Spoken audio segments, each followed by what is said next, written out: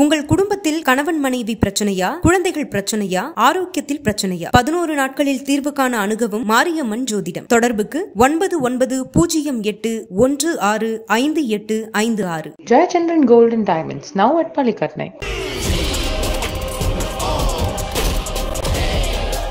ஆரோட் நேயர்களுக்கு வணக்கம், நான் உங்கள் அஜித். ஸோ இப்போ நம்ம எதை பற்றி பேச போகிறோம்னு பார்த்தீங்கன்னா, He is a god of sats. பரவாயில்லன்ற மாதிரி தான் போயிட்டே இருந்துச்சு. ஸோ உங்களுக்கே ஓரளவுக்கு புரிஞ்சிருக்கும். நம்ம வெங்கட் பிரபுவோட இயக்கத்தில் தளபதி விஜய் அவர்கள் நடித்த கோட் படத்தோட ட்ரெய்லர் இன்னைக்கு வந்து ரிலீஸ் ஆயிருக்கு. எல்லாமே ஒரு மாதிரியா இருக்கே, ட்ரெய்லர் எப்படி இருக்க போகுது அப்படின்னு நிறையா பேர் வந்து நிறையா மாதிரி யோசிச்சு வச்சுருந்தாங்க. அந்த சின்ன கிளிம்சஸ் வரும்போதே நம்ம நிறையா டீகோட்லாம் பண்ணி பார்த்தோம். ஒருவேளை இந்த படமாக இருக்குமோ, இல்லை அந்த படமாக இருக்குமோ, ஜெமினி மேன்லேருந்து வந்திருக்குமோ, ரெண்டு பேரும் ஒரே மாதிரி இருக்காங்க, இல்லை வந்து விஜய் மேக் பண்ணிட்டாரா அப்படின்ற மாதிரி நிறையா கேள்விகள், நிறையா இது வந்து நம்ம வந்து பேசியிருந்தோம். ஆனால் அது எல்லாத்துக்குமே வந்துட்டு ஒரு புல் ஸ்டாப் வைக்கிற மாதிரி ட்ரெய்லர் வந்து சூப்பராக ரிலீஸ் பண்ணிட்டாங்க. ஒரு புது லீடர். இந்த படத்தில் வந்து பார்த்தீங்கன்னா 2 விஜயா 3 விஜயான்றதே இப்போ நிறைய பேருக்கு கன்ஃபியூஷனாக இருக்குது. ஏன்னா ஒரு நல்ல வயசான விஜய் மாதிரி காட்டுறாங்க, அதுக்கப்புறம் மிடில் ஏஜில் இருக்குது ஒரு சின்ன பையன் ஒரு மூஞ்சி வந்து ஒரு வருது நடுவில். இப்போ ட்ரெய்லர் ஆரம்பிச்சோடனே பார்த்தீங்கன்னா ஃபுல்லாக அங்கங்கே சின்ன சின்ன கிளிம்சஸாக காமிக்கும் போது பிரசாந்தோட வாய்ஸ் ஒன்று வருது. நம்மளோட ப்ராஜெக்ட் வந்து புதுசாக ஒருத்தர் வரப்போறாரு, அவர் வந்து பார்த்தீங்கன்னா ஒரு ஸ்பை அப்படின்ற மாதிரி சொல்லும்போது விஜய் அவரோட ஃபோட்டோ காட்டுறாங்க. ஆனால் அதே பிரசாந்த், பிரபுதேவா எல்லாருமே வந்து பார்த்தீங்கன்னா விஜயோட ஃப்ளாஷ்பேக்கில் வந்துட்டு சேர்ந்து மிங்கிள் ஆகி பேசிகிட்டு இருக்காங்க. பட் இது எந்த அளவுக்கு எங்கே போய் கனெக்ட் ஆக போகுது அப்படிங்கிறது நிறைய பேருக்கு ஒரு கேள்வியாகவே இருக்கும். என்னன்னா, தெரிஞ்ச ஒரு முகத்துக்கு மீண்டும் வந்து பிரசாந்த் வந்து அந்த இடத்துல வந்து ஒரு இன்ட்ரோ கொடுக்குறாரு. ஏன்னா ஃப்ளாஷ்பேக்கில் வந்துட்டு பிரபுதேவாவாக இருக்கட்டும், பிரசாந்தாக இருக்கட்டும், விஜய் எல்லாமே நம்ம இந்த விசில் போடு சாங்லேயே பார்த்துருப்போம். எல்லாருமே ஒன்றா பாடி ஆடின மாதிரிலான வீடியோஸ்லாம் பார்த்துருப்போம். ஸோ அந்த ஒரு விஜய்க்கு மீண்டும் ஒரு இன்ட்ரோ வந்து கொடுக்குறாரு பிரசாந்த் அப்படின்னா, அங்கே ஒரு லாங் கேப் விழுந்திருக்கு. அந்த லாங் கேப் என்னங்கிறது தான் ஒரு ஃப்ளாஷ்பேக்காக போகிறாங்க. ஸோ அதுக்கு முன்னாடி பார்த்தீங்கன்னா இந்த வயசான விஜய் பார்த்தீங்கன்னா அப்போ தான் உள்ளே வராரு. ஓகே, இது ஃபஸ்ட்டு விஜய், இது வந்து ஃபிக்ஸ் பண்ணிக்கலாம். அந்த ஒரு ஓல்டு கெட்டப்பில் இருக்க ஒரு விஜய், அதான் வந்து அப்பா கேரக்டர். ப்ளஸ் அது யங் கேரக்டராக வரும்போது அந்த ஃப்ளாஷ்பேக்கில் ஸ்னேகா அவர்கள் கூட வந்துட்டு ஃபுல் அண்ட் ஃபுல் ட்ராவல் பண்ணுற ஒரு கேரக்டர் தான் இந்த ஒரு ஓல்டு விஜய். அதே மாதிரி இந்த ஃப்ளாஷ்பேக்கில் லைலாவும் ஸ்னேகாவும் மீட் பண்ணுறதா இருக்கட்டும், வந்து பார்த்தீங்கன்னா விஜயோட பேர் வந்து மென்ஷன் பண்ணுவாங்க, காந்தின்னு சொல்லிட்டு. ஸோ இந்த படத்தில் ஒருத்தரோட பேர் வந்து காந்தி, அதை வந்து ஃபிக்ஸ் பண்ணி வச்சுக்கலாம். ஸோ அந்த காந்தியை பற்றி சொல்லும்போது அவரோட முதுகில் வந்து ஒரு பையன் இருப்பான். ஸோ அதுதான் நம்ம பார்க்குறோம் அந்த டிஏஜிங் விஜய் அப்படின்னு நம்ம நினச்சிட்டு இருக்கோம். பட் அதையும் தாண்டி உள்ள ஒரு சில விஷயங்கள் இருக்குது. ஸோ அந்த விஜய் தான், அதாவது இந்த காந்தின்றவரை வச்சு தான் இந்த படம் ஃபுல்லாக மூவ் ஆக போகுது. இதுக்கப்புறம் ஸ்னேகாவாக இருக்கட்டும், இல்லை விஜயும் விஜயோட பையனை எப்படி பிரிஞ்சு போனாங்க அந்த இடத்துல அப்படிங்கிறது தான் பெரிய கேள்வி அந்த இடத்துல. ஏன்னா பேங்காக் வந்து விஜய் வந்து ஒரு கேஸ் விஷயமா வருவார், அதுக்கு வந்து ஃபேமிலியை கூட்டு வந்திருப்பாரு. ஃபேமிலியை எதுக்கு நீ பேங்காக் கூட்டிட்டு போனேன்னு சொல்லிட்டு பிரசாந்த் சைடில் வந்து ஒரு கேள்வி ஒன்று வரும் அந்த இடத்துல. ஸோ அங்கே வந்து பார்த்தீங்கன்னா ஒரு ஹெல்மெட் போட்ட பர்சன், இதுதான் ஒரு முக்கியமான விஷயம். இந்த லீனியர், அதாவது ஸ்டார்டிங்ல இருந்து எண்டிங் வரைக்கும் இந்த ஹெல்மெட் போட்ட பர்சன் யாரு? ஏன்னா இவர் தான் வில்லனா. ஏன்னா ஒரு பக்கம் வந்து பாத்தீங்கன்னா மோகனோட சீன்ஸ் ஃபுல்லாமே அங்கங்க ஆட் ஆகும், அவர் தான் வில்லன்ற மாதிரி அப்படியே போயிட்டே இருப்பாங்க. ஆனா அவர் வில்லனா இல்ல இந்த ஹெல்மெட் போட்ட பர்சன் தான் மெயின் வில்லனான்றது பெரிய கேள்வியாவே இருக்கும். அனுபவிச்ச இந்த பெயினை காந்தியும் அனுபவிக்கணும். 1.15 to 16 அந்த ஒரு செகண்ட், அந்த ஒரு மைன்யூட் செகண்ட்ல வந்து பாத்தீங்கன்னா அந்த பேங்காக்ல ஒரு பாம் பிளாஸ்ட் நடக்கும். அதுக்கப்புறம் என்ன ஆகுது, விஜய் எங்க போனாரு, விஜயோட பையன் எந்த இடத்துக்கு போனாரு. ஸோ இந்த இடத்துல 2 பேரோட பிரிவு ஏற்படுது. இது வந்து எனக்கு தெரிஞ்ச ஃபிளாஷ்பேக் சீன்லேயே முடிஞ்சிடும்.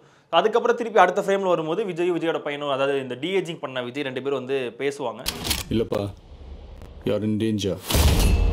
ஸோ நீங்க ரொம்ப டேஞ்சர்ல இருக்கீங்க அப்படின்ற மாதிரி சொல்லுவாங்க. நம்ம என்ன நினைச்சோம்னா ஜெமினி மேன்ல இருந்து பாஸ்ட் டு ஃபியூச்சரு அப்படி இப்படின்னு சொல்லி நிறையா பேசணும். பட் ஆனால் அந்த மாதிரி எனக்கு தெரிஞ்சு இருக்காதுன்னு நினைக்கிறேன். ஏன்னா இதில் கதையே அப்படியே டோட்டலாக மாறுது. கரெக்டாக 0.42 செகண்டில் வந்து பார்த்தீங்கன்னா காரில் வந்து ஒரு கார் சேசிங் நடக்கும். அந்த இடத்துல வந்து விஜயும் ஸ்னேகாவும் காரில் போகிறத வந்து நீங்கள் கரெக்டாக பாஸ் பண்ணிங்கன்னா பார்க்கலாம். ஸோ காரில் பின்னாடி வந்து ஸ்னேகா உட்காந்துருப்பாங்க, விஜய் வந்து கார் ஓட்டிட்டு போயிட்டு இருப்பாரு. அதுக்கப்புறம் தான் இவ்வளோ பெரிய இன்சிடென்ட் நடந்திருக்கும். அங்கே என்ன ஆச்சு, விஜய் வந்து அரெஸ்ட் பண்ணிட்டாங்களா, இல்லை ஸ்னேகா என்ன ஆனாங்க, இல்லை விஜயோட பையன் எப்படி ரஷ்யாவுக்கு போனாங்க, அந்த டிஏஜிங் பண்ண விஜய் வந்து எப்படி ரஷ்யாவுக்கு போனாங்க, இந்த பேங்காக்கு என்ன விஷயமா அவங்க வந்து போயிருக்காங்க, தமிழ்நாட்டில் எப்படி இருந்தாங்க. ஸோ இது எல்லாமே சேர்த்து ஒரு லூப் ஹோல் தான் இந்த கோட்டோட படமாக இருக்க போகுது. A lion is always a lion. இதுக்கு நடுவில் வந்து பார்த்தீங்கன்னா சின்ன சின்ன ரெஃபரன்ஸ் வந்து கொடுத்துருக்காங்க. 0.57 வந்துட்டு இதுக்கப்புறம் சரக்கே அடிக்கக்கூடாது அப்படின்ற மாதிரி மங்காத்தா படத்தில் அஜித் சொல்கிற ரெஃபரன்ஸை அஸ் யூஷுவல் நம்ம வெங்கட் பிரபு அஜித்தோட ரெஃபரன்ஸ் இல்லாமல் எங்கேயுமே போனதே கிடையாது. தளபதியாக இருந்தாலும் தலையோட ரெஃபரன்ஸ் வச்சு தான் ஆகணும் அப்படின்ற மாதிரி ஒரு சின்ன ரெஃபரன்ஸ் வந்து அதுலேயும் கொடுத்துருக்காரு. சத்தியமாக கொடுக்கூடாது. அதே மாதிரி நிறைய ரெஃபரன்ஸ் எடுத்திருக்காங்க. அப்பான்னு சொல்லி கத்துறது வந்து பார்த்தீங்கன்னா பிகில் படத்தில் வந்து விஜய் வந்து பண்ணியிருப்பாரு, அதே திருப்பி கொடுத்துருப்பாங்க. ஸோ அவரோட ஆக்ஷன்லேருந்து எல்லாமே வந்து பார்த்தீங்கன்னா போக்கிரி படத்தில் விஜய் பண்ணுற மாதிரி அந்த திரும்பிக்கிட்டே பின்னால் இருந்து சுடுறது. ஸோ இது ஃபர்ஸ்ட் லுக்கில் நிறைய இதிலே பார்த்துருப்போம். ட்ரெய்லர் முடியும் போது கில்லி படத்தில் அந்த மருதமலை மாமடிய முருகையான்னு சொல்லிட்டு அந்த பாறை ஒன்று இருக்கும்ல. ஸோ இதெல்லாம் வந்துட்டு அதில் ஃபுல்லாக போய்கிட்டே இருக்கும். ஸோ இதுக்கெல்லாம் நடுவில் அந்த கிளைமேக்ஸ், அந்த ட்ரெய்லரோட கிளைமேக்ஸில் வந்து பார்த்தீங்கன்னா அந்த ஒரு ஸ்டேடியமில் ஒரு ஃபைட் சீன் ஒன்று வரும். 2 விஜயுமே வந்து ஒருத்தர் வந்து மைக்கில் வந்து பேசுவார், ஒருத்தர் மேலே இருந்து ஸ்டேடியத்துக்கு மேலே இருந்து சண்டை போடுவார். என்ன ஸ்டேடியம் நோட் பண்ணும்போது நமக்கு பழசாக ஒரு நியூஸ் ஒன்று வந்துச்சு. என்னன்னா சிஎஸ்கேல இருக்க ஒரு 3 பிளேயர்ஸ் வந்து இதில் வந்து கேமியோ பண்ணியிருக்காங்கன்னு சொல்லிட்டு. எப்படிரா அது உண்மையா பொய்யான்னு யோசிக்கும் போது பார்த்தீங்கன்னா சென்னை சூப்பர் கிங்ஸ் மேட்ச், அதுவும் சென்னையில் நடக்கிற மேட்ச்சில் ஏதோ ஒரு பிரச்சனை, அந்த பிரச்சனையை சால்வ் பண்ணுறதுக்காண்டி 2 விஜயுமே வந்து பார்த்தீங்கன்னா இங்கே சென்னையில் இருக்க மாதிரி காட்டியிருப்பாங்க. அதுவும் இந்த நம்ம சேப்பாக் ஸ்டேடியத்தில் ஃபுல் அண்ட் ஃபுல் அந்த சிஎஸ்கே டிஷர்ட்லாம் போட்டு வரும்போது அந்த இடத்துல ஒரு ஃபைட் சீன் வரும். பின்னாடி வந்து தோனியோட ரெஃபரன்ஸ் ஃபோட்டோலேருந்து ரைனா ஃபோட்டோ எல்லாருமே வந்து பார்த்தீங்கன்னா சிஎஸ்கே ஃபோட்டோஸ் ஃபுல்லாக வச்சிருப்பாங்க. ஸோ அந்த இடத்துல ஒரு சின்ன ரெஃபரன்ஸ் தெரியும் நமக்கு வந்து சேப்பாக்கில் தான் இது நடக்குது, இங்கே ஏதோ ஒரு ஃபைட் சீன் இருக்குது, இந்த ஸ்டேடியத்தில் ஏதோ ஒரு பிரச்சனை. ஏன்னா ட்ரெய்லர் ஆரம்பிக்கும் போது சென்னையில் ஒரு முக்கியமான இடத்துல பாம் வைக்க போகிறாங்கன்னு சொல்லிடுவாங்க. ஸோ அந்த பாம் இந்த சேப்பாக்கில் வைக்க போகிறதான்னு நினைக்கிறேன். ஸோ அதை கண்டுபிடிக்கிறதுக்காக தான் இந்த விஜயும், அதாவது டிஏஜிங் பண்ண விஜயும் அவங்க அப்பா 2 பேரும் சேர்ந்து ஒர்க் பண்ணுவாங்களா அப்படிங்கிறது மேக்ஸிமம் ஓரளவுக்கு எல்லாருமே வந்து கெஸ் பண்ண வந்துட்டாங்க. ஏன்னா மோகனோட ஃபேமிலி ஏதோ பாம் வச்சு பிளாஸ்ட் பண்ணுற மாதிரியும், அதுலேருந்து மோகன் வந்து ரெக்கவரி ஆகி வந்துட்டு கண்டிப்பாக வந்து இவன் வந்து நான் கொல்லுவேன், ஆனால் உனக்கே மாறு வேஷம் போட்ட மாதிரி ஒரு ஆள் இருக்குல்ல அப்படின்னு சொல்லிட்டு தான் இந்த விஜய் வந்து அவர் இன்ட்ரடியூஸ் பண்ணி வைப்பார். ஃபார் த ஃபர்ஸ்ட் டைம் காந்தியே வேஷம் போட்டு பார்க்கல. ஸோ இதெல்லாம் வச்சு பார்க்கும்போது மோகன் தான் வில்லன் அப்படின்னு நம்ம ஃபிக்ஸ் பண்ணி வைப்போம். 1.14 ஒரு பைக் ஒன்று வருது, ஹெல்மெட் போட்டிருக்க ஒருத்தர் வந்து பார்த்தீங்கன்னா விஜய் வந்து தாக்குறாரு. அதே ஆள் தான் வந்து பார்த்தீங்கன்னா கிளைமேக்ஸ்லேயும் வராரு. படம் ஃபுல்லாகவே வந்து ஹெல்மெட் போட்டு தான் இருக்காரு. அவர் அந்த ட்ரெய்லர் ஃபுல்லாகவே ஹெல்மெட் போட்டே தான் ஒர்க் பண்ணிகிட்டே இருக்காரு. நடுவில் ஒரே ஒரு இடத்துல மட்டும் ஹெல்மெட் வந்து ரிமூவ் பண்ணிட்டு ஒரு ஃபைட் சீக்வன்ஸ் ஒன்று வருது. ட்ரெய்லரோட கிளைமேக்ஸ் வந்து பார்த்தீங்கன்னா 2 பேரும் சேர்ந்து ஒரு கவர்மெண்ட் ஆஃபீஸ், அந்த கவர்மெண்ட் ஆஃபீஸ் மாதிரி ஒரு செட்டப்பில் வந்துட்டு 2 பேரும் ஃபைட் பண்ணுற மாதிரி இருக்காங்க. அதுலேயுமே வந்து பார்த்தீங்கன்னா கர்ச்சீஃப்லாம் கட்டியிருக்காரு. ஸோ அந்த நபர் யார்? அவர் தான் இந்த படத்தில் வில்லனா, இல்லை இந்த விஜய் கூட இருக்க ஒரு 3 பேரில் யாரோ ஒரு ஆளாக இருப்பாங்களா? கண்டிப்பாக பிரசாந்த் இருக்க வாய்ப்பு இல்லை, ஏன்னா உடல் வாகு அந்த மாதிரி இருக்கனால பிரசாந்தாக இருக்காது. பிரபுதேவாவா இருக்குமா அப்படிங்கிறது நிறைய பேரோட கேள்வியாக இருக்குது. ஏன்னா அந்த ஆரம்பத்தில் காமிக்கப்பட்ட பிரபுதேவா நடுவில் வந்து ஒரே ஒரு சீனில் வராரு. இந்த அஜ்மல்னு ஒரு கேரக்டர் அதில் வருவார்ல, ஸோ அவர் வந்து அந்த இடத்துல மிஸ் ஆவார்.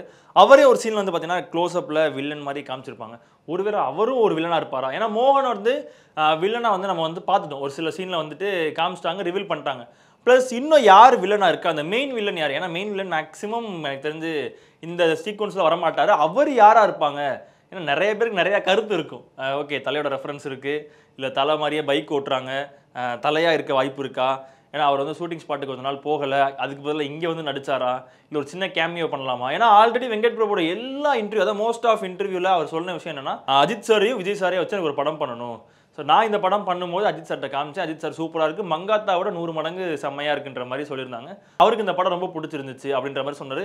ஸோ சமீபத்தில் வர நிறைய இன்டர்வியூஸில் வந்து பார்த்தீங்கன்னா எனக்கு அஜித் சாரையும் விஜய் சாரையும் வச்சு படம் பண்ணணும், அஜித் சாரும் விஜய் சாரும் சேர்ந்து இருக்கணும், அதுக்கான கதை என்கிட்ட இருக்குது, இந்த மாதிரி சின்ன சின்ன டாட்டா அங்கங்கே வச்சுட்டு வரதை பார்க்கும்போது இந்த ஹெல்மெட் போட்டு பைக்கில் ஒரு பர்சன் யாராக இருக்கும்? ஒருவேளை இது அவராக இருக்குமோ இல்லை இவராக இருக்குமோ? ஏன்னா இப்போயே கமெண்ட்ஸ் ஃபுல்லாமே போட ஆரம்பிச்சிட்டாங்க. அந்த சீன் வந்து தலை தான்ப்பா பண்ணியிருப்பாரு, சாரி ஏகே தான்ப்பா பண்ணியிருப்பாரு அப்படின்ற மாதிரியான ஒரு டாக்லாமே நிறையா போயிட்டு இருந்துச்சு.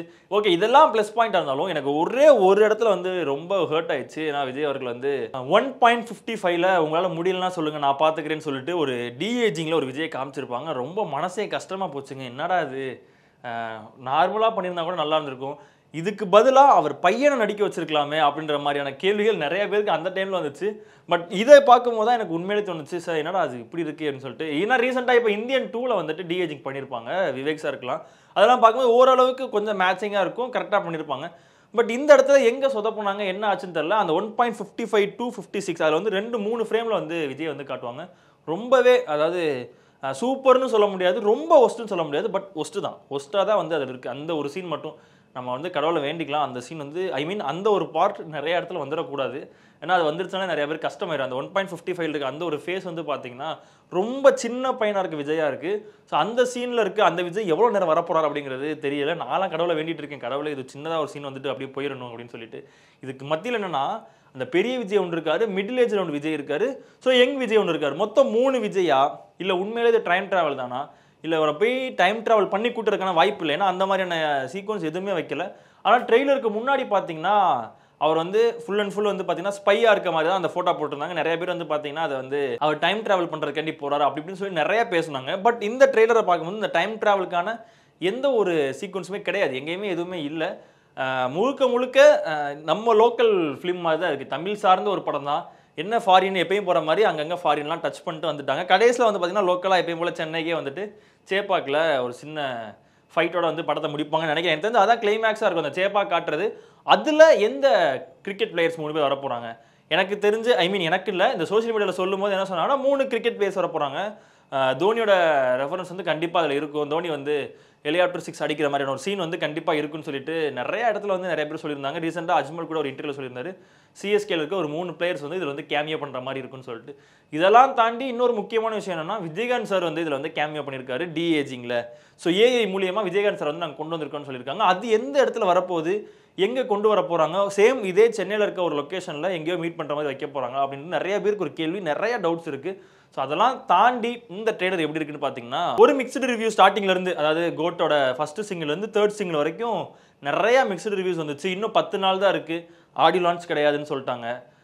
ட்ரெய்லர் வந்து பார்த்தீங்கன்னா 10 நாளைக்கு முன்னாடி, அதாவது 20 நாள் தான் இருக்குது, அப்போ தான் ரிலீஸும் ஆயிருக்கு. ஸோ இதெல்லாம் தாண்டி பார்க்கும்போது இந்த ட்ரெய்லர் ஓரளவுக்கு ஒரு சாட்டிஸ்ஃபை பண்ணுற மாதிரி தான் இருக்கும் விஜயோட ஃபேன்ஸ் எல்லாருக்குமே.